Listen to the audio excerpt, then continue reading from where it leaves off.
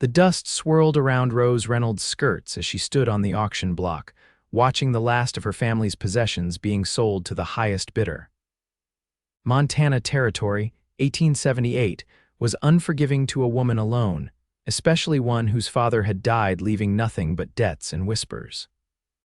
Her mother had passed years before, and now at 22, Rose faced the harsh reality of frontier life without protection or prospects.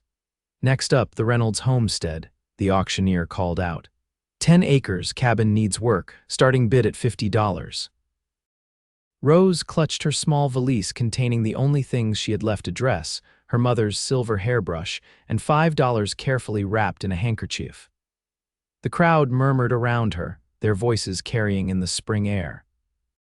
"They say she has nothing," a woman whispered loudly enough for Rose to hear. "Not even family to take her in," another replied. Rose kept her chin up despite the burning in her eyes. She'd cried enough in private these past weeks since her father's passing. The homestead sold quickly to the banker who held their debt. As the crowd began to disperse, Rose stood wondering where she would spend the night. Miss Reynolds. A deep voice startled her from behind. She turned to find herself facing a tall man with broad shoulders and sun-darkened skin. His clothes were trail-worn but clean denim pants, a faded blue shirt, and a dust-covered cowboy hat he respectfully removed as he addressed her. Sharp green eyes studied her from beneath dark brows. "I'm Vaughn Keller," he said. "I rode with your father some years back." "Just heard about his passing when I came to town." Rose nodded stiffly. "Thank you for your condolences, Mr. Keller, but as you can see, I'm rather occupied with—" Her voice faltered. With what? She had nothing left to be occupied with. The corners of his mouth turned up slightly. "I understand they're saying you have nothing, Miss Reynolds." "And they would be correct," Rose replied, her pride still intact despite everything. The cowboy smiled, a genuine warmth reaching his eyes. "Then she has me," Rose blinked. "I beg your pardon." "Your father once saved my life," Vaughn explained.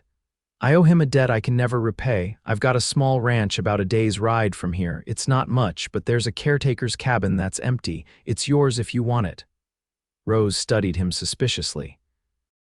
She'd had enough offers from men since her father's death, all with strings attached that would compromise her dignity.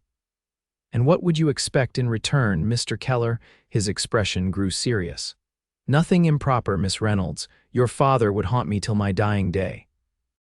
The cabin needs someone to live in it, and I could use help with the books and correspondence. I'm not much for writing." Rose considered his offer. Her options were limited work at the saloon, seek charity from the church, or accept this stranger's proposal. "I'd need to maintain my independence," she said firmly. Vaughn nodded. "Wouldn't have it any other way. Job comes with fair wages too. When would we leave?" "First light tomorrow. I've got rooms at the hotel separate, of course." He gestured toward the main street. "You can think on it overnight." Rose looked back at the homestead that was no longer hers. The decision wasn't difficult. "I don't need to think on it, Mr. Keller. I accept your offer." Dawn broke crisp and clear as Rose waited outside the hotel with her small valise. She'd slept fitfully, questioning her decision to trust a man she'd just met. But something about Vaughn Keller's straightforward manner gave her confidence. He appeared leading 2 horses, a sturdy chestnut gelding and a dappled gray mare. "Hope you can ride, Miss Reynolds," he said, handing her the reins to the mare. "It's a long journey otherwise." Rose smiled for what felt like the first time in months. "My father taught me when I was 6, Mr. Keller. I'll manage just fine." They rode out of town as the sun climbed higher in the sky. Rose felt the stares of townspeople as they passed, some pitying, some judgmental.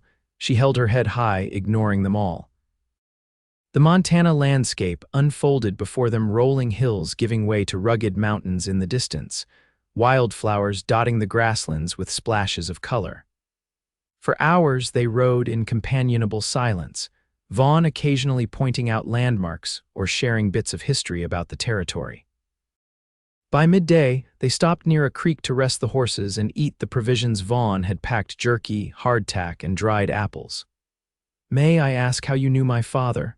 Rose ventured as they sat on sun-warmed rocks. Vaughn chewed thoughtfully before answering. We were both scouts for the Army back in '69, got separated from our unit during a blizzard.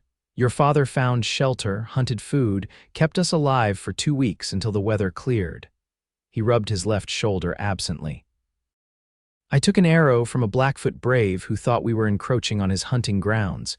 Your father dug it out, stopped the bleeding. Doctor later said I should have lost the arm, maybe my life." Rose nodded, memories surfacing. He never spoke much about his time scouting. "Some things are hard to talk about," Vaughn said simply, "but he spoke of you often, proud as could be of his educated daughter." They continued their journey through the afternoon, the terrain growing more rugged. As the sun began its descent, Rose caught sight of a plume of smoke rising in the distance. "That's it," Vaughn said, following her gaze. "Keller Ranch, not much compared to some, but its mine free and clear." As they drew closer, Rose saw a modest spread nestled in a protected valley. A 2-story main house built of logs and stone stood proudly near a small creek. Several outbuildings, a corral with horses, and a small herd of cattle completed the picture. "It's lovely," Rose said sincerely. Vaughn's expression softened. "It's home." They rode into the yard where an older man with a silver-streaked beard emerged from the barn. "Abe," Vaughn called out, "come meet Miss Reynolds." The man approached, wiping his hands on his pants before tipping his hat. "Madam, welcome to Keller Ranch." "Abe Hollister's been with me since I bought this place," Vaughn explained. "Knows more about ranching than I ever will." "Pleasure to meet you, Mr. Hollister," Rose said. "Abe'll do just fine, Miss Reynolds. Any friend of the boss is welcome here." "Miss Reynolds will be taking the caretaker's cabin," Vaughn informed him, "and helping with the books." Abe's bushy eyebrows rose slightly, but he nodded. "I'll get it ready right away. Been empty a spell, but it's sound."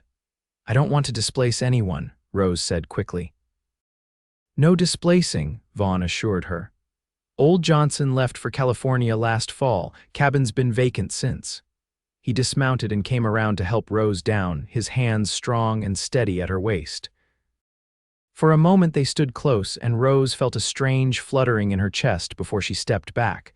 "I'll show you to the cabin," Vaughn said, clearing his throat. "Then you can get settled in.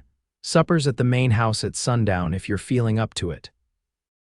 The cabin was small but sturdy, with a main room containing a stone fireplace, a table with 2 chairs, and a narrow bed tucked into one corner. A lean-to addition held a wash basin and some storage space. It was simple but clean, and the windows let in plenty of light. "It's not what you're used to," Vaughn said, watching her face carefully. Rose ran her hand along the rough-hewn table. "It's more than I expected. Thank you, Mr. Keller." "Vaughn," he corrected gently. "If we're going to be working together, we might as well use first names." "Unless that offends your sensibilities." "It doesn't, Vaughn," she replied, testing the name. "And please call me Rose." He nodded, a slight smile playing at his lips. "I'll leave you to get settled, Rose. Abe's bringing water and firewood. If you need anything else, just ask." After he left, Rose sank onto the bed, overwhelmed by the rapid changes in her circumstances. Yesterday she'd been facing destitution. Today she had shelter, employment, and perhaps the beginning of a new life. She unpacked her few belongings, placing her mother's silver hairbrush on the small shelf above the wash basin. That evening, she made her way to the main house, having changed into her one good dress, a simple blue cotton that had seen better days but was still presentable. The main house was comfortably furnished with a mixture of handcrafted pieces and store-bought items that spoke of careful investment rather than ostentation. Abe was setting a pot of stew on the table when she entered. Vaughn emerged from what appeared to be an office, a ledger in his hands. "Hope you're hungry," he said, setting the book aside. "Abe makes the best venison stew this side of the Mississippi." The 3 of them ate together, the men filling Rose in on the ranch operations. Vaughn had started with just a few acres and a dozen cattle 6 years ago, slowly building to his current 20 head of cattle and 8 horses he was breeding and training. "Horses are my real interest," he explained. "Cattle pay the bills, but horses." His eyes lit up. "There's nothing like working with a good horse." After dinner, Vaughn showed Rose the ledgers and correspondence that would be her responsibility. The previous caretaker had left things in disarray, and Rose could see she'd have her work cut out for her. "I can manage this," she said confidently. "My father made sure I had a proper education." "Never doubted it," Vaughn replied. "We'll start tomorrow if that suits you." That night in her small cabin, Rose listened to the unfamiliar sounds of the ranch, the occasional lowing of cattle, the whickering of horses, the rustle of wind through trees. For the first time since her father's death, she felt something akin to peace. The next few weeks established a rhythm to Rose's new life. Mornings were spent organizing Vaughn's chaotic accounts. Afternoons often found her helping around the ranch where needed, gathering eggs from the small chicken coop, tending the kitchen garden Abe had started, or occasionally riding out with Vaughn to check fences or cattle. She discovered Vaughn was a man of few words but deep thoughts. He treated his animals with gentle respect, and his limited staff, just Abe and now Rose, with the same consideration. He was fair in his business dealings with neighboring ranchers and the merchants in town. And though he never spoke of it directly, Rose sensed a loneliness in him that matched her own. One evening, about a month after her arrival, Rose was finishing dinner preparations when Vaughn returned from town with supplies and news. "Railroad's coming through," he announced as he washed up. "They're laying track about 10 miles north of here," Abe grunted. "Means more people, more trouble." "Also means better prices for our cattle and horses," Vaughn countered, "and supplies won't take so long to get here." Rose set a platter of roast beef on the table. "Will it change things much for the ranch?" Vaughn shrugged, taking his seat. "Depends. I've been thinking we might expand the horse breeding operation if we can transport them easier." "The bay mare's looking ready to foal," Abe commented. "Should be any day now." "I'll take the night watch," Vaughn said. "She seemed restless when I checked earlier." Rose had learned enough about ranch life to know that a valuable mare's first foaling was an important event. "Is there anything I can do to help?" Vaughn considered her for a moment. "You could bring out some coffee later if you've a mind to. Might be a long night." After dinner, Rose returned to her cabin and tried to focus on a book, but found herself listening for any sounds from the barn. Around 10 o'clock, she put on her shawl, filled a pot with coffee, and headed out. The night was clear, stars scattered like diamonds across the velvet sky.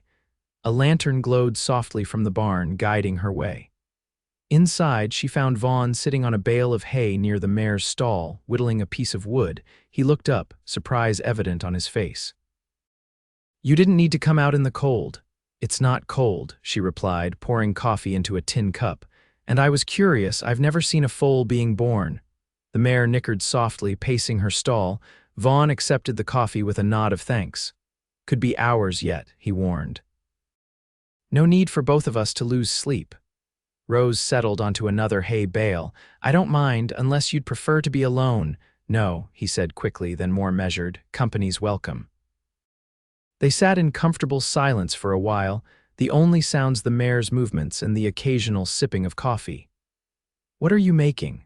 Rose finally asked, nodding toward the half-formed carving in his hands. Vaughn held it up, a horse beginning to take shape from the wood. "Just passing time, my father taught me, said idle hands find trouble." "It's beautiful," Rose said sincerely. "It's rough work," he demurred, but she could tell he was pleased. "My father carved too," she offered. "Mostly birds, said they reminded him of my mother always singing." Vaughn's eyes met hers. "You miss them?" It wasn't a question, but Rose nodded anyway. "Every day, but it's getting, not easier exactly, but more bearable." "Time doesn't heal wounds," Vaughn said softly. "It just teaches us to carry them." The unexpected depth of his words touched something in Rose. "You've lost someone too." He looked away, focusing on the mare. "My wife and son. 7 years ago, fever took them both in a week." Rose's hand moved instinctively to cover his. "I'm so sorry, Vaughn." He turned his hand, briefly squeezing hers before releasing it. "It was before I came here, bought this place to start over. Some days I think I have." The mare whinnied sharply then, interrupting the moment. Vaughn was on his feet instantly, moving to the stall. "She's starting," he said, his voice shifting to businesslike efficiency. "If you want to see this, come over here, but stay back unless I ask for help." For the next hour, Rose watched in fascination as the mare labored to deliver her foal. Vaughn moved with confident competence, speaking soothingly to the animal, checking progress, and finally helping guide the newborn into the world. When the spindly-legged colt finally stood shakily beside its mother, Rose found herself wiping tears from her eyes at the beauty of the moment. Vaughn stood watching the pair, a rare, full smile on his face that transformed his features. He turned to Rose, that smile still lingering. "Worth losing sleep for, isn't it?"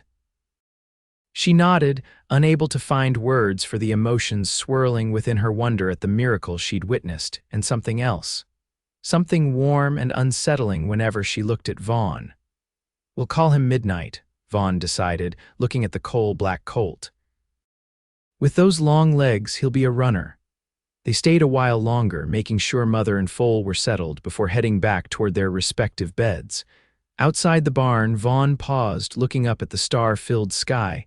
"Thank you for coming out tonight," he said quietly. "It's good to share moments like that." "Thank you for letting me be part of it," Rose replied. For a heartbeat, she thought he might say something more, might even step closer, but instead he simply nodded. "Good night, Rose. Good night, Vaughn." As spring turned to summer, life on the ranch grew busier. Cattle needed moving to fresh pasture, fences required mending after winter damage, and the vegetable garden demanded constant attention. Rose found herself fully integrated into ranch operations, her responsibilities expanding beyond bookkeeping to include helping with livestock when needed. She discovered she had a way with the horses, particularly the new foals. Vaughn often found her in the corral, patiently gentling the young animals to human contact. "You've got the touch," he commented one afternoon, leaning on the fence as Rose coaxed young Midnight to accept a halter. "Most folks try to dominate them. You invite them to trust you." Rose smiled, stroking the colt's sleek neck. "Isn't that better than forcing your will on any creature?" Their eyes met, and something unspoken passed between them, recognition, perhaps, of kindred spirits. These moments had been happening more frequently, leaving Rose both exhilarated and confused. Vaughn was her employer, her protector in many ways. Anything more seemed impossible, especially given the grief he still carried. One hot July day, Vaughn announced he needed to ride into town for supplies and mail. "Would you like to come along, Rose? Might do you good to get away from the ranch for a spell." Rose readily agreed. She hadn't been to town since her arrival months ago and welcomed the change of scenery. They set out early to avoid the worst of the heat, riding side by side across the rolling landscape. "The ranch is looking good," Rose commented. "Your hard work is paying off," Vaughn nodded. "Our hard work. You've become indispensable, Rose." The praise warmed her more than it should have. "I've found I enjoy ranch life more than I expected. There's something honest about it." "That's exactly it," Vaughn agreed. "No pretense out here, just what you can do and who you can trust." The town had grown since Rose last saw it, the promise of the railroad bringing new businesses and people. As they tied their horses outside the general store, Rose noticed several women giving Vaughn appreciative glances.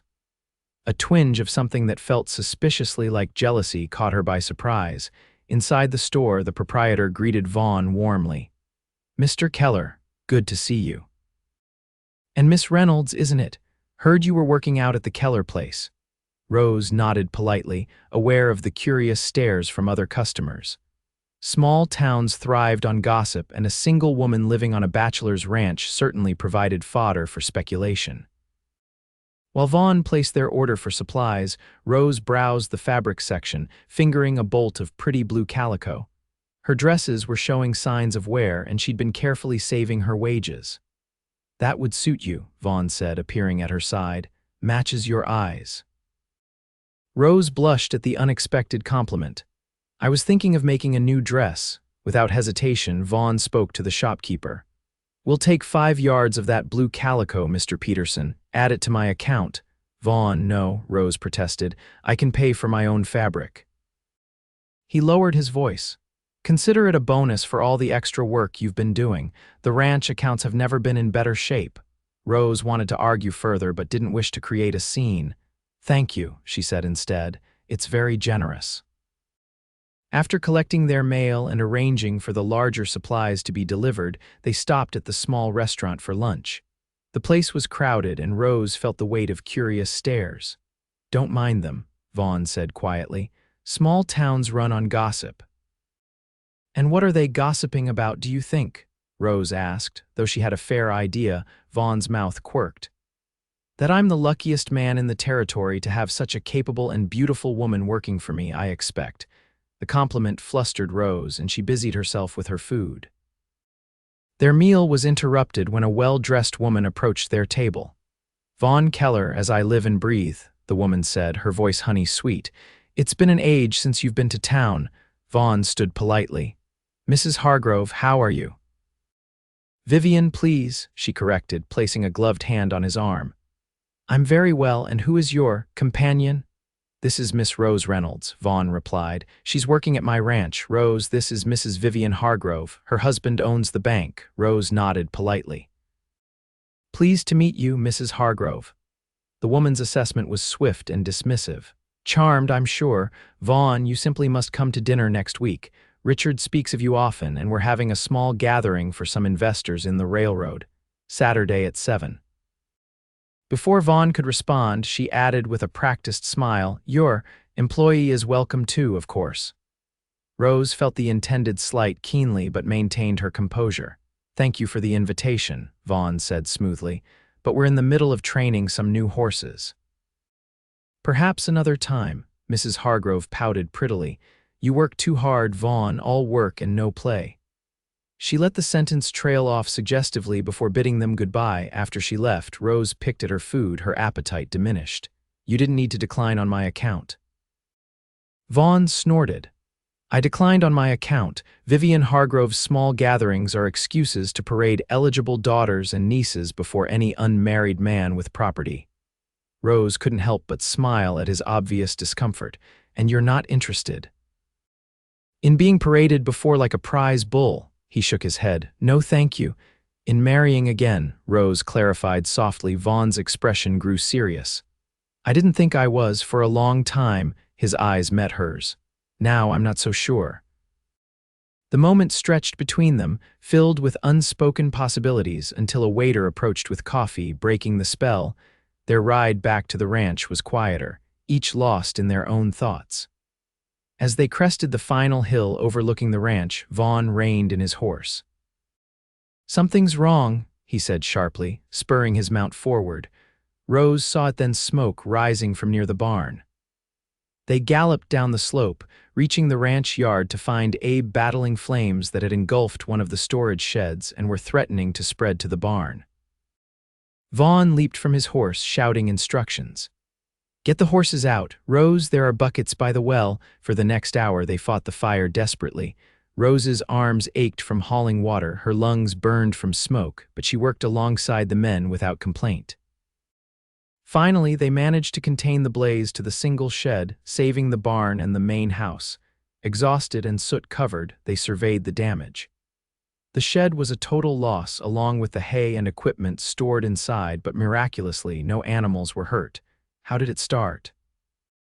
Vaughn asked Abe. The older man shook his head grimly.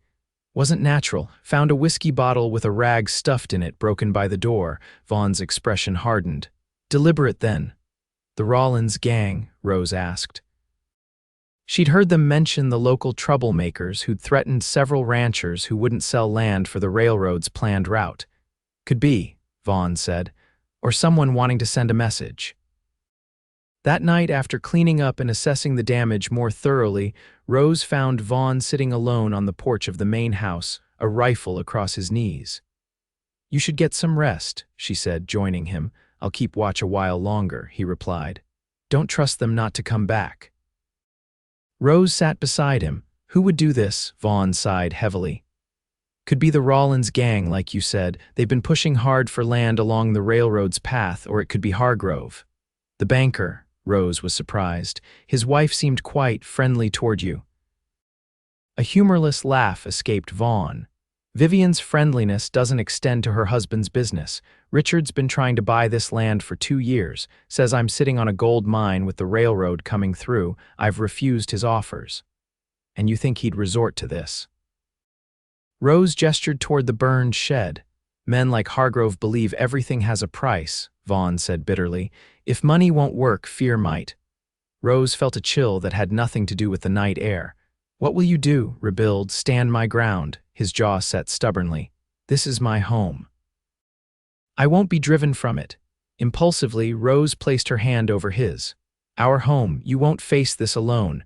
Vaughn turned to her, surprise and something warmer in his eyes. For a long moment he simply looked at her, then slowly, deliberately, he raised her hand to his lips and pressed a gentle kiss to her knuckles. Thank you, he said softly. Rose's heart thundered in her chest. For what? For saying our home, for staying, for… He struggled to find words. For bringing light back into this place. They sat together in the darkness, hands still joined, watching over the ranch that had become home to them both. The fire proved to be only the beginning. Over the next few weeks, a series of incidents plagued the ranch, a section of fence cut, allowing cattle to wander, a water source mysteriously mudded, threatening notes left where they would be found. Vaughn grew increasingly vigilant, often staying up through the night to keep watch. Rose worried about the toll it was taking on him, the shadows deepening under his eyes, the tension evident in every line of his body. One afternoon in early August, Rose was alone at the ranch, Vaughn and Abe having ridden out to round up strays from the cut fence when a wagon pulled into the yard. A well-dressed man stepped down, surveying the property with calculating eyes. Rose recognized him from town, Richard Hargrove, the banker. She stepped onto the porch, wary but determined not to show fear. Mr. Hargrove, she called. If you're looking for Vaughn, he's not here. Hargrove approached, removing his hat with practiced courtesy. Miss Reynolds, isn't it? Actually, I was hoping to speak with you. Me? Rose was genuinely surprised. What about, may we sit? He gestured to the porch chairs. When they were seated, he continued, I understand you've had some unfortunate incidents here recently.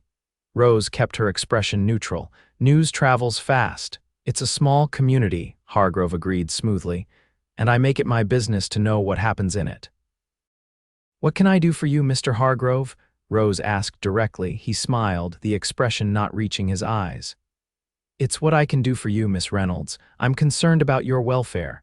A young lady like yourself shouldn't be exposed to such dangers. I'm quite capable of looking after myself, Rose replied. Of course, he said dismissively. But surely you must see that Keller is fighting a losing battle. The railroad is coming, and with it, progress. His stubborn refusal to sell is putting everyone associated with him at risk. Rose stiffened. If you're here to pressure Vaughn through me, you're wasting your time. Hargrove leaned forward. I'm offering you an opportunity, Miss Reynolds. I have connections in Denver, respectable families in need of governesses, companions for elderly ladies. Safe, appropriate positions for a woman of your circumstances. And in return, Rose asked coolly, you might help Keller see reason, Hargrove suggested. A word from someone he values might make the difference. Rose stood abruptly. Mr. Hargrove, I think you should leave. He rose as well, his pleasant demeanor slipping. Don't be foolish, girl. Keller's ranch won't survive what's coming. When it falls, you'll have nothing again. I'm offering you a way out. I have everything I need, Rose said firmly. Goodbye, Mr. Hargrove.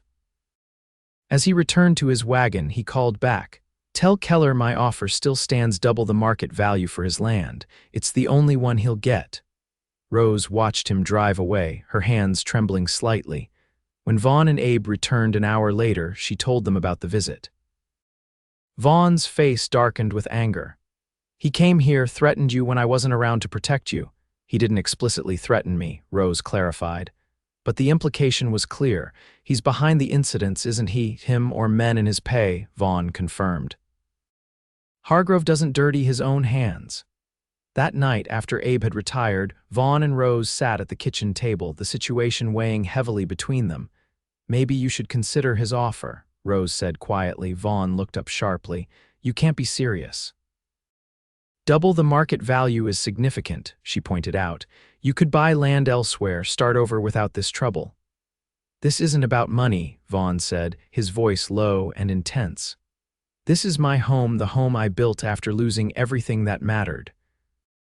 Every fence post, Every board in the barn, every acre cleared its part of healing what broke inside me when Sarah and Jacob died. He ran a hand through his hair in frustration. I won't be driven off my land by threats and intimidation. That's not the example my father set, and it's not the man I am. Rose reached across the table, covering his clenched fist with her hand. I know, I'm sorry for suggesting it. She swallowed hard. I couldn't bear it if something happened to you. The admission hung in the air between them. Vaughn turned his hand, enfolding hers within his calloused palm. Rose, he said, her name almost a prayer on his lips. I should go, she whispered, suddenly afraid of the intensity of her feelings. But as she rose to leave, Vaughn stood as well, still holding her hand. Stay, please. They stood facing each other in the lamp-lit kitchen, the months of growing closeness, shared work, shared dangers, and unspoken feelings crystallizing into this moment. I thought my heart died with Sarah, Vaughn said softly. I never expected to feel this way again, to care so deeply for someone that the thought of losing them tears me apart inside. Rose's breath caught. Vaughn, you don't have to say anything, he continued quickly. I know this isn't proper. I'm your employer, you're dependent on this position. If you don't feel the same, Rose stopped his words the only way she could think of, by rising on her tiptoes and pressing her lips gently to his. The kiss was brief, tentative, but it silenced his doubts more effectively than any words could have. When she pulled away, Vaughn looked at her with wonder. Rose Reynolds, he whispered, you are the bravest, most remarkable woman I've ever known. This time when they kissed, it was with certainty, with months of restrained longing finally given voice. Vaughn's arms encircled her waist, drawing her closer, while Rose's hands found their way to his shoulders, steadying herself against the overwhelming tide of emotion. When they finally parted, both breathing unsteadily, Vaughn rested his forehead against hers. I love you, he said simply. I think I have almost from the beginning. I love you too, Rose replied, the words feeling both momentous and natural. But what does this mean for us? Vaughn straightened, keeping his arms around her. It means I'm asking you to marry me if you'll have me, not as a solution to your problems or mine, but because I want to build a life with you, Rose, a family, a future. Rose felt tears gathering in her eyes. Yes, she said. Yes, I'll marry you. Their joy, however, was tempered by the reality of their situation. The threats against the ranch hadn't diminished, and now their future together hung in the balance along with the land they both loved. Hargrove won't stop, Vaughn acknowledged as they discussed their plans. If anything, he'll escalate now that his offer's been rejected again. Then we need allies, Rose said practically. Other ranchers who might be facing similar pressure. Vaughn nodded slowly. The Millers to the east and old Sam Thornton to the north have both mentioned trouble. There's strength in numbers. Over the next week, Vaughn rode to neighboring ranches, building a coalition of landowners who refused to be intimidated. They agreed to watch each other's property, share information, and stand together against threats. Meanwhile, Rose took a different approach. She rode into town, visiting the newspaper office with a carefully written account of the harassment faced by local ranchers, emphasizing the violation of law and order that the town prided itself on. The editor, a young man named Martin Fletcher with ambitions of journalistic integrity, was immediately interested. This is exactly the kind of story people need to hear, Miss Reynolds. Hargrove advertises in our paper, but I've been looking for a way to check his growing influence. The article appeared 3 days later, causing a stir in the community. While it didn't name Hargrove directly, the implications were clear enough that several business owners and citizens began questioning the banker's methods. The reaction was swift. That evening, as Rose and Vaughn sat on the porch discussing wedding plans, the sound of approaching riders put them instantly on alert. Vaughn reached for his rifle but relaxed slightly when he recognized Sheriff Taylor leading the group. "Evening, Keller," the sheriff called as he dismounted. "Miss Reynolds, got some business to discuss with you." Behind him, Richard Hargrove and 4 rough-looking men Rose didn't recognize also dismounted. Hargrove's face was flushed with anger. "This woman," he jabbed a finger toward Rose, "has been spreading libelous accusations about me in town." I demand she be arrested for defamation." Sheriff Taylor sighed heavily. "Now, Mr. Hargrove, we've been through this. The newspaper article didn't mention you by name." "Everyone knows who they meant," Hargrove snapped. "My reputation is being damaged based on unfounded accusations." "Unfounded?" Vaughn stepped forward, placing himself slightly in front of Rose. "Sheriff, in the past month we've had a shed burned down, fences cut, water fouled, and threatening notes left. Similar incidents have happened at the Miller and Thornton ranches." The sheriff nodded. "I'm aware." "That's partly why I'm here." He turned to Hargrove. "Mr. Hargrove, where was your foreman Jenkins 3 nights ago?" Hargrove blinked, momentarily thrown off balance. "How should I know? Attending to his duties, I presume." "Interesting," the sheriff drawled. "Because he was seen by 3 reliable witnesses near the Thornton place right before someone took shots at Thornton's house." One of the rough men shifted uncomfortably, drawing the sheriff's attention. "And you'd be Rance Wilkins, I believe," the sheriff continued. "Wanted in Wyoming for arson and intimidation similar to what's been happening around here." Chaos erupted as Wilkins made a break for his horse. The sheriff's deputies moved quickly, weapons drawn. In the confusion, Hargrove pulled a derringer from his coat pocket, pointing it directly at Vaughn. "This is your fault, Keller," he snarled. "You could have taken the money and left. Now you'll get nothing." Rose cried out in warning as Hargrove's finger tightened on the trigger. Without thinking, she lunged forward, shoving Vaughn aside just as the gun fired. Pain exploded in her shoulder, spinning her around and dropping her to the ground. "Rose!" Vaughn's anguished cry seemed to come from far away as darkness crowded the edges of her vision. She was vaguely aware of more shouting, of Vaughn kneeling beside her, pressing something against her shoulder as he pleaded with her to stay awake. The sheriff's voice ordered Hargrove and his men to drop their weapons. "Hold on, love," Vaughn whispered, his face swimming above her. "Help is coming, just hold on." The world faded to black. Rose drifted in and out of consciousness, aware of snippets of conversation, of being moved, of pain flaring with each jostling motion. She remembered the doctor's grim face, Vaughn's hand clutching hers, whispered prayers.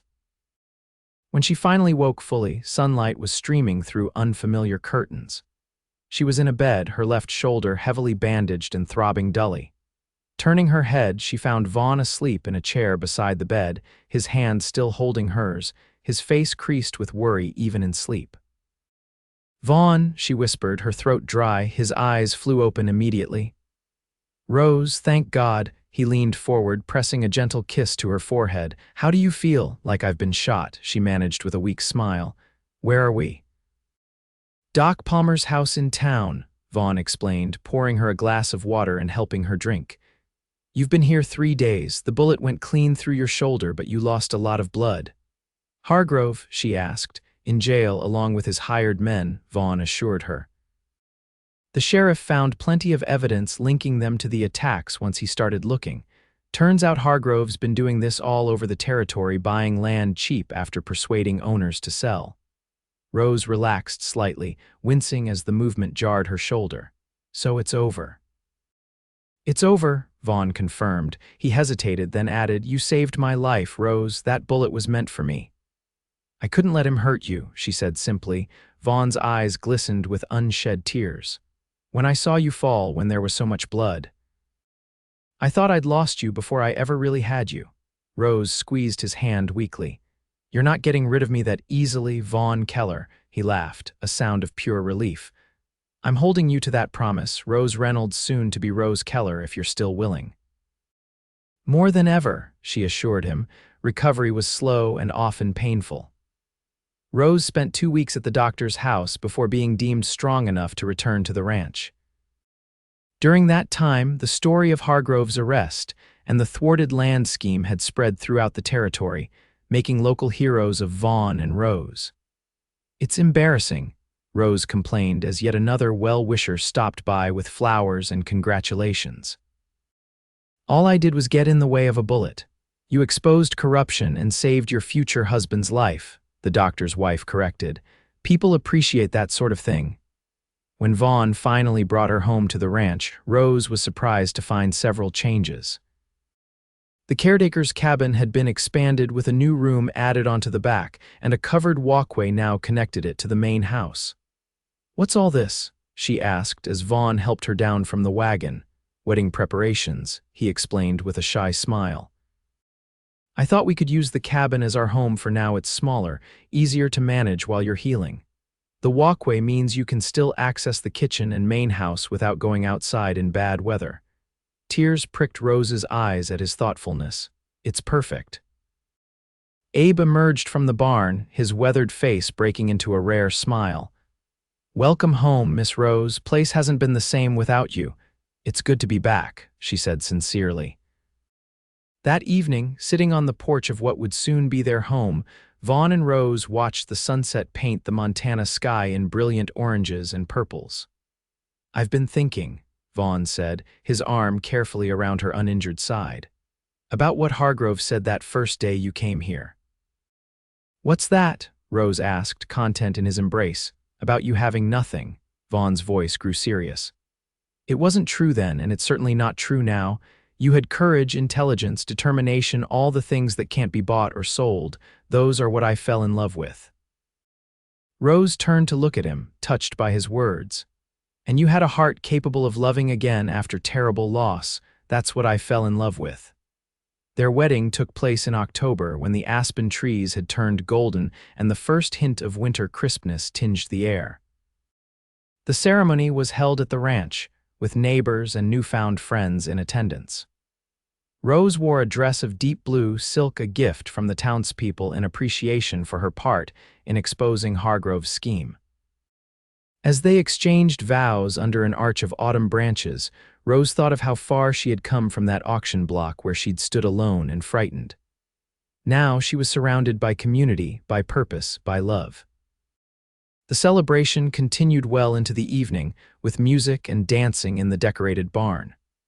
As the festivities wound down, Vaughn led Rose away from the crowd, toward their cabin, which had been decorated with wildflowers and candles for their wedding night. "Happy, Mrs. Keller?" he asked, his arms encircling her waist. "Happier than I ever thought possible," she answered truthfully, rising on tiptoes to kiss him. Later, as they lay together in the quiet darkness, Vaughn whispered, "I want you to know something, Rose. Whatever happens, good times or bad, rich or poor, you'll never stand alone again. I promise you that." Rose nestled closer to him, her heart full. "I know, and neither will you." Winter came early that year, blanketing the ranch in pristine white. The newly married couple settled into a rhythm, working side by side during the day, sharing quiet evenings planning for the future. With the railroad's arrival, the ranch began to flourish. Vaughn's horses gained reputation, fetching premium prices when shipped to buyers in Denver and beyond. The additional income allowed them to hire more help, expanding both the cattle operation and the horse breeding program. By spring, Rose had news of her own to share. On a warm May evening, as they walked hand in hand along the creek that ran through their property, she stopped beneath a flowering apple tree. "Vaughn," she said, her voice trembling slightly with excitement, "I have something to tell you." He looked at her inquiringly. "What is it, love?" "In about 7 months, our family will be growing," she said, placing his hand gently on her still flat stomach. Vaughn stared at her for a moment, comprehension dawning slowly on his face. "A baby, we're having a baby," Rose nodded, tears of joy spilling down her cheeks. "Yes." With a whoop of pure happiness, Vaughn lifted her carefully and spun her around. "A baby," he repeated in wonder, setting her down gently. "Our child." He knelt suddenly, pressing a reverent kiss to her midsection. "Hello in there, little one. Your papa can't wait to meet you." Rose ran her fingers through his hair, her heart overflowing with love for this man who had rescued her when she had nothing, who had given her everything that truly mattered. As the years passed, the Keller ranch prospered, as did the family that called it home. Sarah Rose Keller was born on a snowy December night, her lusty cries announcing her arrival to a world already prepared to love her. She was joined 2 years later by James Vaughn Keller, and 3 years after that by Emma Grace Keller. The caretaker's cabin was eventually abandoned for a much expanded main house, with rooms enough for the growing family and frequent guests. Abe remained with them, becoming Grandpa Abe to the children who followed him adoringly around the ranch. On their 10th wedding anniversary, Vaughn presented Rose with a special gift, a carved wooden box containing letters he had written to her throughout their years together, documenting his love, his gratitude, and his continuing amazement at the life they had built. "I'm not always good with words when I speak them," he explained as she read through the treasured pages with tears in her eyes, "but I wanted you to know, beyond any doubt, how much joy you've brought into my life." "I never needed the words," Rose assured him, caressing his face tenderly. "You've shown me every day in 1,000 ways."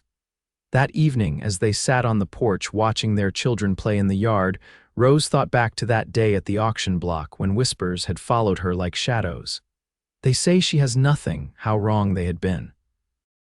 Looking at her beautiful children, her thriving ranch, and the good man beside her who had kept his promise that she would never stand alone again, Rose knew she had everything that mattered. As if reading her thoughts, Vaughn squeezed her hand. "Penny for your thoughts, Mrs. Keller." Rose smiled, leaning her head against his shoulder. "I was just thinking about how rich we are not in money, but in all the ways that truly count." Vaughn nodded, his arm tightening around her. "The day I met you, when they said you had nothing, I knew they were wrong. I saw your courage, your dignity, your strength. I'm just grateful every day that you chose to share those gifts with me." "As am I," Rose replied, watching the sunset paint the Montana sky in hues of gold and pink. "As am I." And as darkness fell gently over the Keller ranch, Rose reflected that some journeys begin at what seems like an ending. Hers had started at an auction block where she'd lost everything she'd ever known, only to find something far more precious, a love that had transformed emptiness into abundance, loneliness into family, and a house into a home that would shelter generations to come.